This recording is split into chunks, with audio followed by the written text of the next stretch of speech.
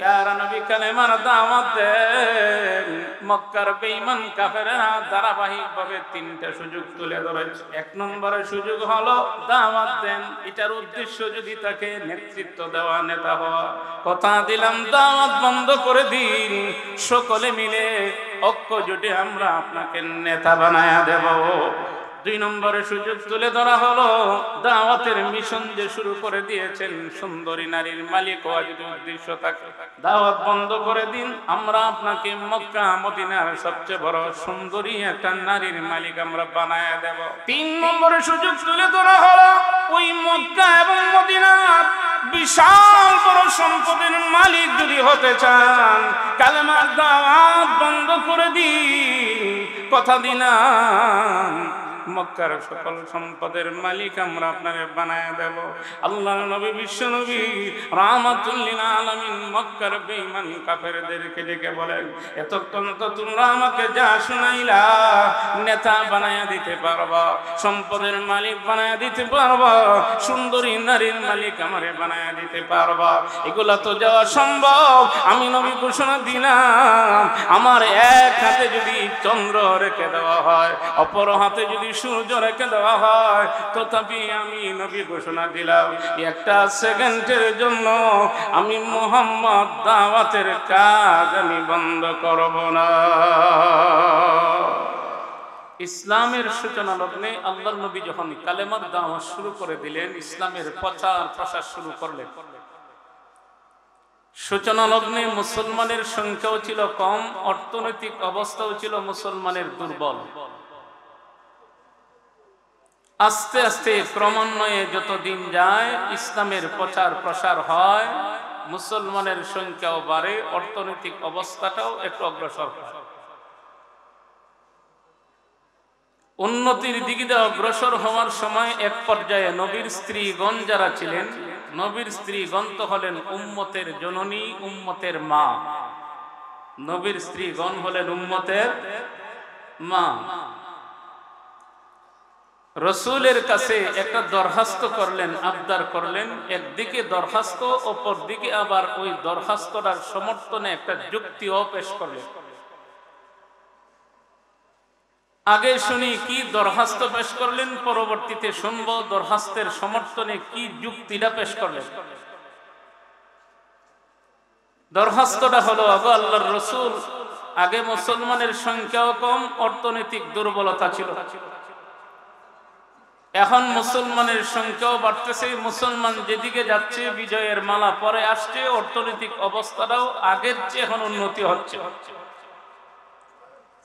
কাজেই আপনি যে সংসারে আগে যেই খরচটা করতেন, ওই খরচের মাত্রাটাকে দয়া করে যদি আর একটু বাড়াইতেন।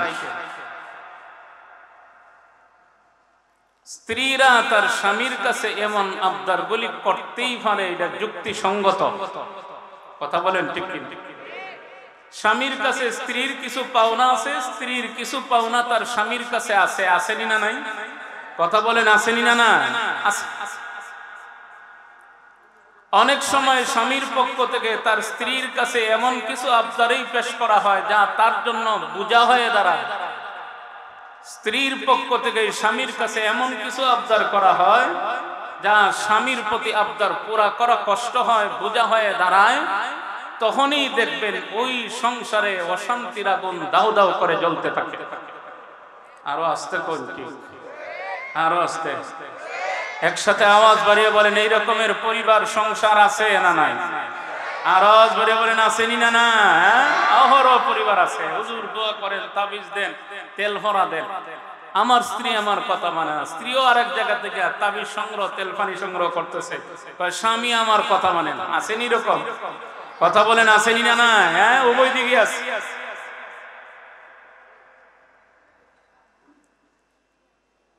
রসুলের স্ত্রীগণ প্রথম আবদার করলেন, সংসারের ভরণ পোষণের হাতটারে একটু বাড়াতে হবে। একজন স্ত্রী তার স্বামীর কাছে এমন আবদার করা, এটা যুক্তিসঙ্গত। কিন্তু ওই আবদারটা তার স্বামী তখনই রক্ষা করবে যখন ওই আবদারটাকে ইসলামী শরীয়ত সমর্থন করবে।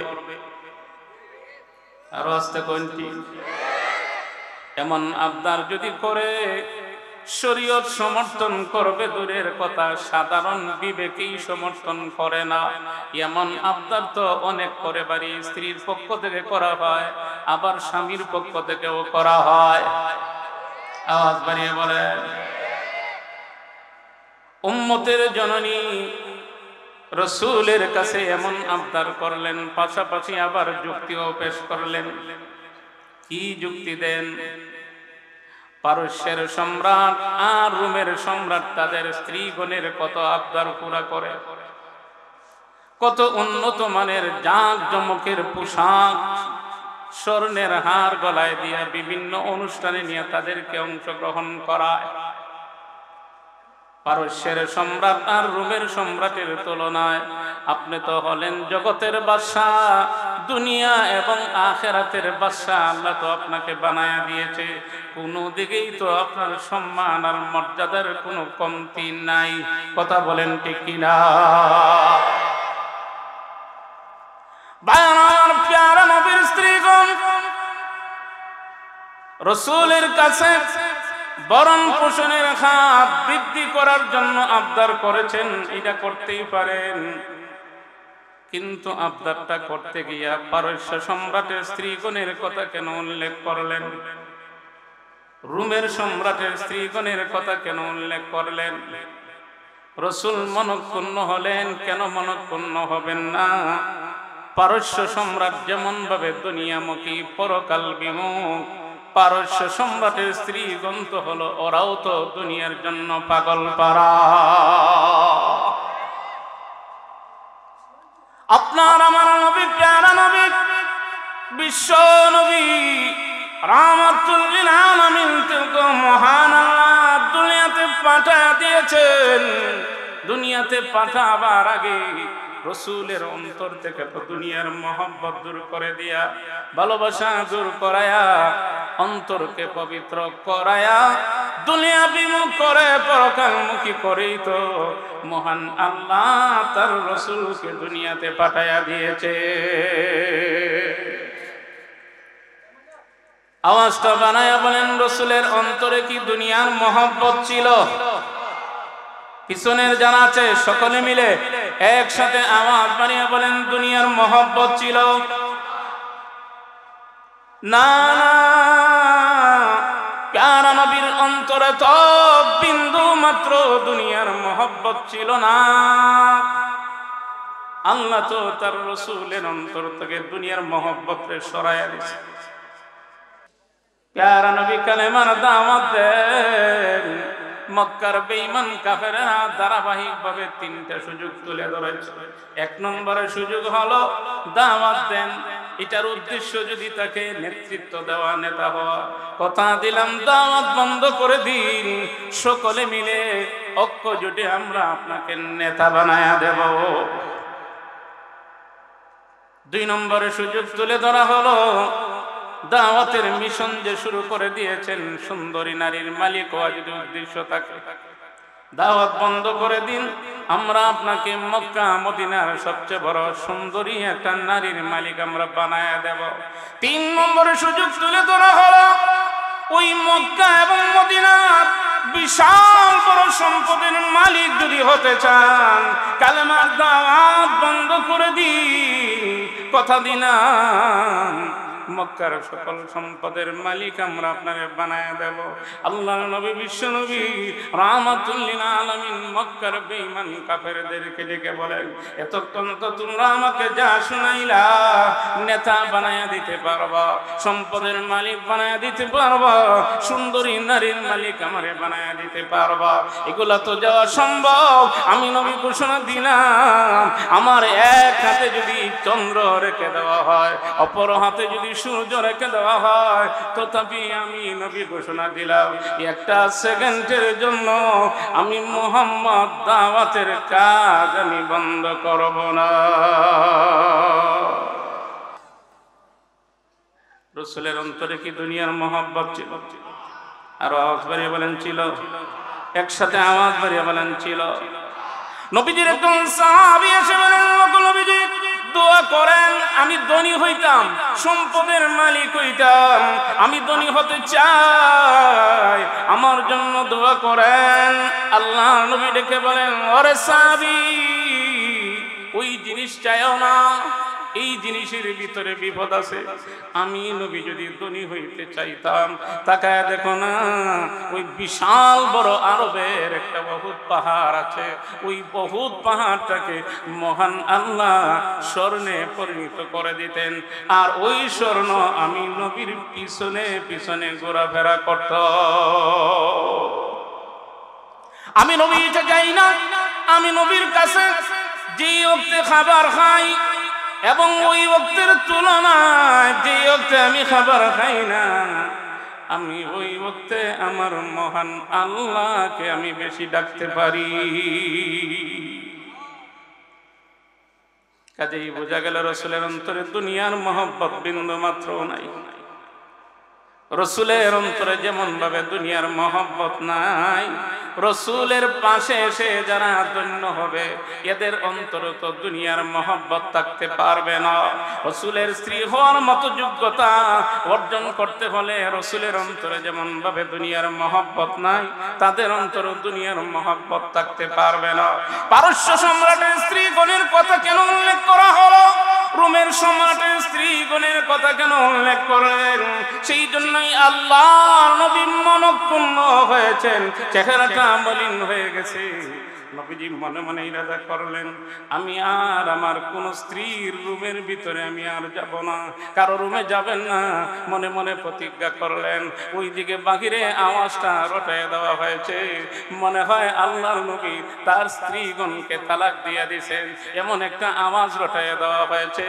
ওই আওয়াজটা আস্তে আস্তে এক পর্যায়ে যখন ফারুক আজমের বাড়ি পর্যন্ত এসে গেছে, আল্লাহর নবীর সাহাবী ওমর ফারুক রাদিয়াল্লাহু তাআলা ওই সংবাদটা পাওয়ার পর বিচলিত হয়ে গেলেন, চেহারাটা মলিন হয়ে গেছে। অন্যান্যদের মেয়েরা যেমন ভাবে স্বামীর সংসার হারা হইয়া বাবার বাড়িতে ফিরে আসবে, আমি ওমরের মেয়ে হাফসাও তো রসুলের বাড়ি থেকে ফিরে এসে আমার বাড়িতে ফিরে আসবে। আমার মেয়ের প্রতি যদি রসুল সন্তুষ্ট হয়ে যান, রসুল যদি বেজার হয়ে যান, রসুল যদি কারো প্রতি বেজার হন, অসন্তুষ্ট হন, তাহলে তার জিন্দেগি দুনিয়ার জিন্দেগিও বরবাদ, পরকালের জিন্দেগিও বরবাদ। রসুল যদি কারো প্রতি খুশি হয়ে যান, সে দুনিয়ার জিন্দেগিতেও চূড়ান্ত সফলতা পেয়ে গেল। রসুল যদি খুশি হয়ে যান, পরকালের জিন্দেগিতেও সে চূড়ান্ত সফলতা পেয়ে যাবে। কথা বলেন ঠিক কিনা? ফারুক আযম চিন্তার মধ্যে পড়ে গেছেন, রসুল যদি বেজার হন, রসুল যদি অসন্তুষ্ট হয়ে যান, আমার মেয়ের জিন্দেগি বরবাদ হয়ে যাবে। ঘটনা যদি সত্যই হয়ে থাকে, অন্যান্যদের মেয়েরা স্বামীর সংসার হারা হয়ে বাবার বাড়িতে যেমন ভাবে ফিরে আসবে, আমি উমরের কন্যা আদরের দুলালি মেয়েটা হাফসাও তো স্বামীর সংসার হারা হইয়া বাবার বাড়িতে ফিরে আসতে হবে। ঘটনাটা একটু পরীক্ষা করার দরকার, যাচাই বাছাই করার দরকার। ফারুক আযম রাদিয়াল্লাহু তাআলা গেছেন যাচাই বাছাই করার জন্য, পরীক্ষা করার জন্য। গিয়া দেখেন সাহাবায়ে কেরামও এক একজন এক এক দিকে বসে রয়েছেন, মনঃক্ষুণ্ণ হইয়া। রসুল উম্মাহাতুল মুমিনদের ঘরে যান না, কারো সাথে কথাও বলেন না। মসজিদে যান আবার চলে আসেন, মসজিদে যান আবার চলে আসেন, রাস্তায় কারো সাথে কোনো কথাও বলেন না। দেখা যায় অন্য একটা মনস্থ হয়ে আল্লাহর রসুল রুমে আসেন, মসজিদে যান। সাহাবায়ে কেরামের মধ্যে চিন্তা শুরু হয়ে গেছে, আহারে কি ঘটনা হইল, না জানি কি অবস্থার সম্মুখীন হইলাম আমরা, ঘটনাটাই বা কি হয়ে দাঁড়ালো। ফারুক আযম রাদিয়াল্লাহু তাআলা রাসূলের সাথে সাক্ষাৎ করার জন্য পারমিশন চাইছেন। প্রথমে পারমিশন চাইছেন, পারমিশন পান নাই। দ্বিতীয় পর্যায়ে আবার পারমিশন চাইলেন, পারমিশন পান নাই। আর যত পারমিশন পান না, তত কষ্টের জ্বালা যন্ত্রণাটা, ওই দুঃখটা কষ্টটা তত কমে না আরো বাড়ে। আরো আওয়াজ বাড়িয়ে বলেন, কমে না বাড়ে? পারমিশন দিয়ে তো পান না, মনে মনে চিন্তা করেন মনে হয় ঘটনা সত্য, না হলে পারমিশন রাসূল কেন দেন না? এবার 3 নম্বর বারের মতো চান্স নেওয়ার জন্য প্রবাহান আমার গোলামকে পাঠিয়ে দিলেন, যাও আল্লাহর রাসূলের কাছে গিয়া বলবা আপনার উমর আপনি পারমিশন দিলে দেখা করতে চান। এবার একবার নয়, দুইবার নয়, 3 নম্বর বারের মতো যখন পারমিশন চাইলেন, আল্লাহর রাসূল ডাক দিয়া বলেন, যাও আমার উমরকে গিয়া বলো আমার সামনে হাজির হওয়ার অনুমতি আছে। আরো আস্তে করে সুবহানাল্লাহ, আরো আস্তে বলেন সুবহানাল্লাহ, একসাথে আওয়াজ বাড়িয়ে বলেন না সুবহানাল্লাহ। পারমিশন পাইয়া ওমরে ফারুক রাদিয়াল্লাহু তাআলা আনন্দের সীমা নাই, রাসূলের দরবার পর্যন্ত তো যাইতে পারবে।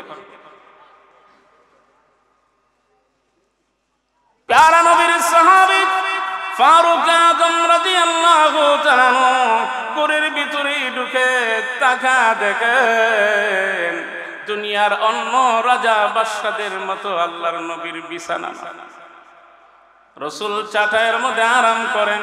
ফারুক আযম সালাম দিয়া বলেন, ওগো আল্লাহর নবী, পারস্যের সম্রাট, রোমের সম্রাট কত জাকজমকের সাথে উন্নত মানের বিছানা বানায়া শাহী গদির উপরে আরাম করেন, আপনি তো তাদের চেয়ে সম্মান আর মর্যাদার দিকে দেখালেন শ্রেষ্ঠ। আপনার সম্মান আর মর্যাদা এই পৃথিবীর জমিনে আল্লাহর পরে সকল মাখলুকের ঊর্ধ্বে হলো আপনার সম্মান আর মর্যাদা। আওয়াজ বাড়িয়ে বলেন আল্লাহু আকবার। আপনি যে ওই চাটাইয়ের মধ্যে আরাম করেন, ফারুক আযম রাদিয়াল্লাহু তাআলা ওই কথার জবাবে আল্লাহর রাসূল বলেন, ওমর, রোমের সম্রাট ওরা তো দুনিয়াদার, পারস্যের সম্রাট তো ওরা দুনিয়াদার, এদের কাছে দুনিয়াটাই তো হলো আসল, আমাদের কাছে দুনিয়া আসল না। আল্লাহ তো আমাকে পাঠায়া দিয়েছেন মানুষকে দুনিয়া থেকে ফিরাইয়া আখিরাতমুখী করে দেওয়ার জন্য। আল্লাহর নবীর সাহাবী এমন কথাটা শুনেই আর একটু দা বাগানোর জন্য কথা বলেন, ওগো নবীজি, একটা বিষয় লক্ষ্য করে দেখলাম, যখন মক্কায় ছিলাম তখন ছিল একটা অবস্থা, মক্কা থেকে হিজরত করে মদিনায় আসার পরে আর একটা অবস্থা। মক্কায় যখন ছিলাম লক্ষ্য করে দেখেছি স্বামীর অনুগত ছিল তার স্ত্রীরা, মক্কা থেকে হিজরত করে মদিনাতে আসার পর তাকায় দেখি স্বামীর অনুগত তার স্ত্রী নয়, স্বামীর কথার উপরে স্ত্রীরা দেখা যায় কথা বলতে চায়। মক্কায় ছিল একরকম, মদিনায় আসার পরে আরেক রকম দেখলাম। ওই জায়গায় দেখলাম স্বামীর অনুসরণ করে, মদিনায় এসে দেখি স্বামীর কথার উপরে স্ত্রীরা কথা বলতে চায়, বিভিন্ন ধরনের আবদার করতে চায়। ওই কথাটা বলার পরে আল্লাহর নবী মুস্কি হেসে গেছেন। আওয়াজ করে বলেন সুবহানাল্লাহ, আর আওয়াজ করে বলেন না সুবহানাল্লাহ। রাসূল যখন মুস্কি আসছেন, ফারুক আযম রাদিয়াল্লাহু তাআলা ওনার একটু সাহসটা বাড়ছে, পয়েন্ট আগাইছে, সাহস করে জিজ্ঞাসা করতে পারবো, নতুবা তো সাহসই পাচ্ছিলাম না, কেমনে জিজ্ঞাসা করব। ওমরে ফারুক রাদিয়াল্লাহু তাআলা জিজ্ঞাসা করতেছেন, ওগো আল্লাহর রাসূল, কি শুনলাম চতুর্দিক থেকে আপনি নাকি মনঃক্ষুণ্ণ হয়ে গেছেন, স্ত্রীদের উম্মাহাতুল মুমিনিন যারা আছেন এদের প্রতি মনঃক্ষুণ্ণ হইয়া কথাবার্তাও বলেন না, রুমেও যান না, এই কথাগুলি শুনতেছি। ওই মুহূর্তে আল্লাহ তাআলার পক্ষ থেকে জিবরাইল আলাইহিস সালাতু ওয়াসালাম সূরা আহজাবের ওই 33 নম্বর আয়াতের পূর্বের আয়াতগুলিকে ধারাবাহিকভাবে নাজিল করে আল্লাহ আমাদের নবীকে জিজ্ঞাসা করেন, ইয়া আইয়ুহান নাবিয়্যু কুল লিআজওয়াজিকা, হে নবী, আপনি আপনার স্ত্রীগণকে জিজ্ঞাসা করে দেখেন, ইন কুনতুন্না তুরিদনাল হায়াতাদ দুনিয়া ওয়া যিনাতাহা ফাতাআলাইনা উমাত্তিউকুন্না ওয়া উসাররিহুকুন্না সারাহান জামিলা। আপনি আপনার স্ত্রীগণকে জিজ্ঞাসা করে দেখেন ওরা দুনিয়া চায় না পরকাল চায়। যদি বলে দুনিয়া চায়, তাদেরকে উত্তম পন্থায় আপনি উত্তম পন্থায় তালাক দিয়ে বিদায় দিয়ে দিবেন। আর যদি এদের পক্ষ থেকে জবাব আসে, না আমরা দুনিয়া এবং দুনিয়ার সম্পদ চাই না, দুনিয়ার নেতৃত্ব চাই না, দুনিয়ার জাকজমক চাই না, আরাম আয়েশের জিন্দেগি চাই না, আমরা আল্লাহ এবং তার রাসূলকে চাই, তখন তাদেরকে বলবা এখানেই শেষ নয়, তোমাদের কিছু দায়িত্ব আছে, তোমাদের কিছু করণীয় আছে। এবার আপনি তাদেরকে জিজ্ঞাসা করে দেখেন। আয়াতগুলি নাজিলের পরেই আল্লাহর নবী এখন কাকে জিজ্ঞাসা করবেন সর্বপ্রথম এখন চিন্তা শুরু করছেন, কাকে জিজ্ঞাসা করা চায়। মনে মনে মনস্থ করলেন সর্বপ্রথম এই প্রশ্নটা আয়েশাকেই জিজ্ঞাসা করব। আবার অপর দিকে রাসূল আরেকটা চিন্তাও করেন, আয়েশা আয়েশাকে যদি জিজ্ঞাসা করি, আয়েশার বয়স কম থাকার দরুন যদি উত্তরটা একটু পরিবর্তন করে দিয়া দেয়, কারণ আয়েশার মাধ্যমে তো আমি এই পৃথিবীতে অন্য আরেকটা সাবজেক্ট বাস্তবায়ন করার লক্ষ্য উদ্দেশ্য। সেই সাবজেক্টটা কি? এই পৃথিবীর জমিনে পুরুষ সংক্রান্ত কিছু মাসআলা আছে এবং নারী সংক্রান্ত কিছু মাসআলাগুলি আছে। নারী সংক্রান্ত মাসআলাগুলি যদি পুরুষ পড়াইতে চায় সম্পূর্ণ বিস্তারিতভাবে, অনেক সময় মুখ লজ্জায় বলতে পারে না। যদি নারী শিক্ষিকা হয় তাহলে উপস্থাপনাটা হয় সুন্দর, চমৎকার, প্রাঞ্জল ভাষায় বুঝাইতেও পারে, সহজে বোঝাতে পারে। আল্লাহর রাসূলের টার্গেট হলো ভবিষ্যতে মহিলাদেরকে দ্বীন শিক্ষা দেওয়ার ব্যাপারে ওই শিক্ষিকা হিসাবে মা আয়েশার মাধ্যমে রাসূল ওই দায়িত্বটা আঞ্জাম দেওয়াইবেন। আওয়াজ বাড়িয়ে বলেন আল্লাহু আকবার। এখন যদি প্রশ্নের জবাব একটু পেশ লাগাইয়া দিয়া দেয় তাহলে তো এই লক্ষ্য উদ্দেশ্যটা বাস্তবায়ন হবে না। আল্লাহর রাসূল মা আয়েশাকে জিজ্ঞাসা করার আগেই একটু দয়া করলেন। কি করলেন? আর আওয়াজ বাড়িয়ে বলেন কি করলেন? আর আওয়াজ বাড়িয়ে বলেন কি করলেন? দয়া। দয়াটা কি? আল্লাহর রাসূল বলতেছেন, ও আয়েশা, আমি তোমাকে একটা প্রশ্ন করব, ওই প্রশ্নের সমাধান তুমি তোমার পক্ষ থেকে দিবা না। ওই প্রশ্নের সমাধানটা তুমি তোমার আব্বার সাথে পরামর্শ করে দিবা। বয়স যদি কম হয়, সন্তান যদি তার অভিভাবকের সাথে পরামর্শ করে তাহলে অনেক সময় সুন্দর সমাধানটা বের হয়ে আসে। কথাটি আর আওয়াজ বাড়িয়ে বলেন, তোমার আব্বার সাথে পরামর্শ করে বলবা, এটা দয়া করলে। মা আয়েশা এবার বলতেছেন, নবী, আগে প্রশ্নটা শুনি। কারণ আয়েশা, মা আয়েশাও তো কম না। জগতে এই পৃথিবীতে যত নারীরা আছে সকল নারীদের মধ্যে একজন বিশিষ্ট নারী, একজন গুণবতী নারী, সম্মান ও মর্যাদার অধিকারী নারী, সাধারণ কোনো নারী নয়। মা আয়েশা সিদ্দিকা রাদিয়াল্লাহু তাআলা আনহার কত সম্মান, কত মর্যাদা উদাহরণ শুনলেই বুঝবেন। মা আয়েশা আর ফাতেমা রাদিয়াল্লাহু তাআলা আনহা দুজনের সম্পর্ক হলো মা এবং মেয়ে। আওয়াজটা বাইরে বলেন সম্পর্ক কি? আর আওয়াজ বাইরে বলেন কি? একসাথে আওয়াজ বাইরে বলেন সম্পর্ক হলো কি? মা এবং মেয়ে। ফাতেমা রাদিয়াল্লাহু তাআলা আনহা বলতেছেন, ওগো আম্মা, আমি ফাতেমা জানতে চাই হাসরের ময়দানে কার সম্মান আর মর্যাদা হবে বেশি? আমি ফাতেমার বেশি হবে না আপনার বেশি হবে? আওয়াজ বাইরে বলেন না সুবহানাল্লাহ। মা আয়েশা বলেন, ফাতেমা, ময়দানে মাশরে তুমি ফাতেমার সম্মানের চেয়ে আমি আয়েশার সম্মানটাই তো হবে বেশি, আমার ইজ্জতেই তো হবে বেশি। কেন হবে না? আমি তো মা, তুমি তো আমার সন্তান। সন্তান যতই দামি হোক, মা বাবার কাছে আসলে সন্তানই তো দামি থাকে। আরো আস্তে করে একসাথে আওয়াজ বাড়িয়ে বলেন, সন্তান আর মা বাবা। সন্তান যদি দামি হয়, মা বাবার কাছে আসলে সন্তানের দাম থাকে না মা বাবার। আর আওয়াজ বাড়িয়ে বলেন, এটা আবার জিজ্ঞাসা করা লাগেনি, আমারই তো দাম বেশি। ফাতেমা রাদিয়াল্লাহু তাআলা আনহা বলেন, ওগো আম্মা, এমনিতেই তো আমি আপনাকে জিজ্ঞাসা করি নাই, নিশ্চয়ই আমার একটা টার্গেট উদ্দেশ্য আছে। সহজেই আমি আপনার কথাটা মানতে পারবো না। হাসরের ময়দানে আমি ফাতেমার সম্মান আর মর্যাদাই বেশি। মা আয়েশা বলেন, না না, আমার দাম বেশি। ফাতেমা রাদিয়াল্লাহু তাআলা আনহা বলেন, না না, আমার সম্মান বেশি। ফাতেমা রাদিয়াল্লাহু তাআলা আনহা বলতেছেন, ওগো আম্মা, এমন ভাবে বললে হবে না, কারণ দর্শাতে হবে, যুক্তি দিতে হবে, দলিল থাকতে হবে। কেন আমার সম্মান মর্যাদা বেশি? আমি একটা যুক্তি দেই, দলিল দে। আল্লাহর রাসূল আমি ফাতেমার ব্যাপারে ঘোষণা করেছেন, ফাতিমাতু বুযআতুম বিযআতুম মিন্নি। ফাতেমা হলো আমি নবীর শরীর মুবারকের একটা অংশ। আমার ফাতেমারে যদি কেউ বেজার করে, আমি নবীরে বেজার করা হবে। আমার ফাতেমারে যদি কেউ খুশি করে, তাহলে আমি বিশ্ব নবীরে খুশি করা হবে। আমি তো রাসূলের শরীর মুবারকের একটা অংশ, কাজে আমার সম্মান বেশি হবে না, আপনার সম্মান বেশি হবে। মা আয়েশা ডেকে বলেন, ফাতেমা, দলিল তোমার শেষ।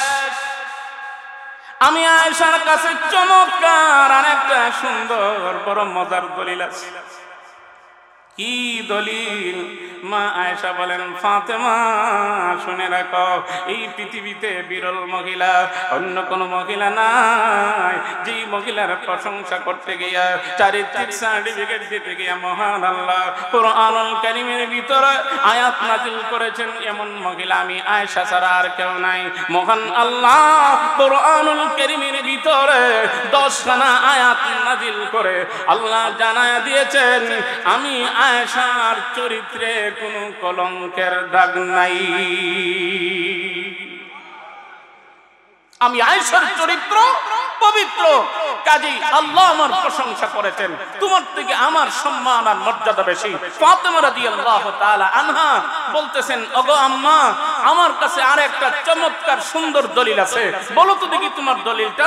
ফাতেমা রাদিয়াল্লাহু তাআলা আনহা বলতেছেন, ওগো আম্মা, আল্লাহর রাসূল ঘোষণা করেছেন কাল কিয়ামতের দিন জান্নাতের ভিতরে যত মহিলারা হবে সমস্ত মহিলাদের একজন নেত্রী আল্লাহ বানায়া দিবেন, ওই নেত্রী কিন্তু আমি ফাতেমা। আওয়াজ বাড়িয়ে বলেন সুবহানাল্লাহ। কে? ফাতেমা রাদিয়াল্লাহু তাআলা আনহা। মা আয়েশা বলেন, ফাতেমা, আর বয়স আর বহসের দরকার নাই, তর্কের দরকার নাই, আর যুক্তিও তোমার দিতে হবে না, বহস এখানেই শেষ, সবকিছুর পরও আমার সম্মান বেশি। আওয়াজ বাড়িয়ে বলেন সুবহানাল্লাহ। ফাতেমা রাদিয়াল্লাহু তাআলা আনহা বলতেছেন, আম্মা, কারণ দর্শাইলাম দুইটি, আর আপনি একটা দর্শাই আপনার সম্মান বেশি। মা আয়েশা বলেন, ফাতেমা শুনে রাখো, আমার কাছে আরেকটা চমৎকার সুন্দর দলিল আছে। সেই দলিলটা হলো আল্লাহ রাসূল ঘোষণা করেছেন, দুনিয়ার জিন্দেগিতে স্বামী আর স্ত্রী যদি নেককার হয় কি হয়? আর আওয়াজ বাড়িয়ে বলেন কি হয়? জামাইও নামাজি, বউ নামাজি, কিন্তু বউ নামাজ পড়ে জামাই নামাজ পড়ে না, এমনটা হবে না। দুজনেই নেককার, নেক আমল করেছে, দুজনেই যদি জান্নাতে যায়, ওই স্বামীর পাশে তার স্ত্রী থাকবে। ও ফাতেমা শুনে রাখো, যদিও আমি আয়েশা নবীর কোন দুলালি না, আমার বাবা বলেন না আবু বকর, কিন্তু আমার বিবাহ হয়েছে নবীর সাথে। তুমি যদিও নবীর দুলালি, কিন্তু তোমার বিবাহ হয়েছে আলীর সাথে। আসরবাসীরা দেখতে পাবে নবীর দুলালি হওয়ার পরেও আলীর কাছে বিবাহ হওয়ার দরুন তুমি ফাতেমা আলীর পাশে দাঁড়ায় আছো, আর আমি আয়েশা নবীর মেয়ে না হইল, নবীর সাহাবীর মেয়ে হইল, রাসূলের সংস্রবে আসার দরুন আমার এত সম্মান আর মর্যাদা আল্লাহ বাড়ায়া দিয়েছেন। আসরবাসীরা দেখতে পাবে আমি আয়েশা বিশ্ব নবীর পাশে আমি দাঁড়ায় আছি। ওগো ফাতেমা, শুধু তাই না, আসরবাসীরা দেখতে পাবে তুমি ফাতেমা আলীর আঙ্গুল ধরে ধরে জান্নাতের ভিতরে ঢুকছো, আর আমি আয়েশা বিশ্ব নবী আমার স্বামী হওয়ার দরুন হাসরবাসীরা দেখতে পাবে আমি আমার প্যারা নবীর আঙ্গুল মোবারক ধরে আল্লাহর তৈরি জান্নাতের ভিতরে ঢুকতে আছি। এখন গিয়ে চিন্তা করে দেখো, তোমার সম্মান বেশি না আমি আয়েশার সম্মান বেশি? সেই মা আয়েশা সিদ্দিকা রাদিয়াল্লাহু তাআলা আনহা আল্লাহর রাসূল প্রশ্ন আবার উল্লেখ করলেন, ও আয়েশা, আল্লাহ কোরআনের আয়াত নাজিল করে আমারে সম্বোধন করে বলছেন, আমি তোমাদেরকে জিজ্ঞাসা করতাম, বাহ্যিক দৃষ্টিতে লক্ষ্য করলেও যদি দেখা যায় উম্মতের জননীদেরকে সম্বোধন করা হয়েছে, কিন্তু ইনডাইরেক্ট ভাবে পৃথিবীর যত মহিলারা, কিয়ামত পর্যন্ত যত মহিলারা দুনিয়াতে আসবে তাদেরকে ইনডাইরেক্ট সম্বোধন করা হচ্ছে। আল্লাহ জিজ্ঞাসা করছেন, হে নবী, আপনি আপনার স্ত্রীগণকে জিজ্ঞাসা করে দেখেন, ওরা আল্লাহ এবং তার রাসূলকে চায় না দুনিয়া চায়? রাসূল জিজ্ঞাসা করেন, ও আয়েশা, তুমি দুনিয়া চাও না পরকাল চাও? আল্লাহ এবং তার রাসূলকে চাও না তুমি দুনিয়া চাও? মা আয়েশা বলেন, ওগো আল্লাহর রাসূল, এই প্রশ্নের সমাধানের জন্য আমার আব্বার সাথে পরামর্শ করার দরকার নাই, পরামর্শ নিতে হবে না। আমি আয়েশা এই মুহূর্তেই জবাব দিয়ে দিলাম, আমি দুনিয়ার এই চাকচিক্য অল্পক্ষণের হায়াতের জিন্দেগির আরাম আয়েশের জিন্দেগি আমি চাই না। আমি আয়েশা পরিষ্কার চূড়ান্ত সিদ্ধান্ত আপনার সামনে ঘোষণা দিয়ে দিলাম, আমি আল্লাহ এবং তার রাসূলকে চাই। কাকে চাই? একসাথে আওয়াজ করেন, কাকে চাই? আল্লাহ এবং তার রাসূলকে চাই। আল্লাহ এবং তার রাসূলকে চাইলেই শেষ না কিছু দায়িত্ব আছে? একসাথে আওয়াজ হয় না, দায়িত্ব আছে না? ওই 1 নম্বর দায়িত্ব সূরা আযাবের 33 নম্বর আয়াতের শুরুতে আল্লাহ বলতেছেন, ওয়াকারনা ফি বুয়ুতিকুন্না ওয়ালা তাবাররাজনা তাবাররুজাল জাহিলিয়াতিল উলা। 1 নম্বরের দায়িত্ব হলো মুসলিম নারীরা তোমাদের সম্মান আর ইজ্জত আর মর্যাদা বাড়ার জায়গায় হলো তোমার ঘর।